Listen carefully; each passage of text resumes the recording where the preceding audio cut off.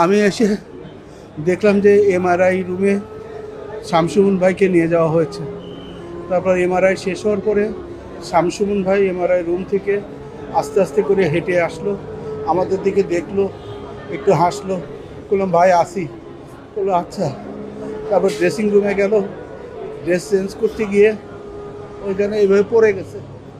পড়ে যখন গেছে তখন আমরা সবাই মিলে 5-7 জন মিলে তাকে ধরে তুলছি, ইয়েতে নিয়ে আসতেছি। তখন ও আল্লাহ, ও মা,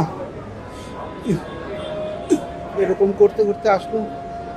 ইমার্জেন্সিতে আবার নিয়ে এসে অনেকক্ষণ ধরে চেষ্টা করা হলো, প্রায় 40 মিনিট ডাক্তাররা চেষ্টা করছে, কিন্তু আর ভাইকে পাওয়া গেল না। অনেক জীবিত মানুষকে কীভাবে হারায় ফেললাম ভাই।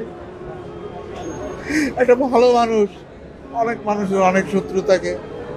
আমি অনেক আগে থেকে এই লাইনে আসছি, 2000 সালের আগে। এই শামসুমন ভাইয়ের কোনো শত্রু দেখিনি, যেখানেই গেছে সেখানেই মানুষের সাথে এত আন্তরিকতা। আপনাদের কাছে অনুরোধ করি, আপনারা সবাই শামসুমন ভাইয়ের জন্য দোয়া করবেন, আল্লাহ যেন তাকে বেহেশতবাসী করে। জানায় অজানায় যদি কোনো গুনাহ করে থাকে, আল্লাহ আপনি ক্ষমা করে দিয়েন।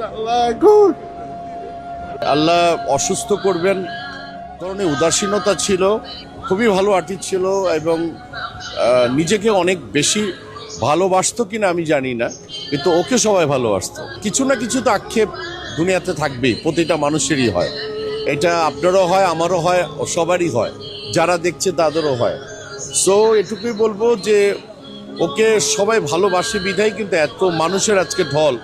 এই রোজার সময় সকাল 10টা 9:30টার সময় এসছি, জানাজা হবে, এটাই প্রমাণ করে ও খুব ভালো ছিল। আল্লাহ তাকে জান্নাত নসিব করুন।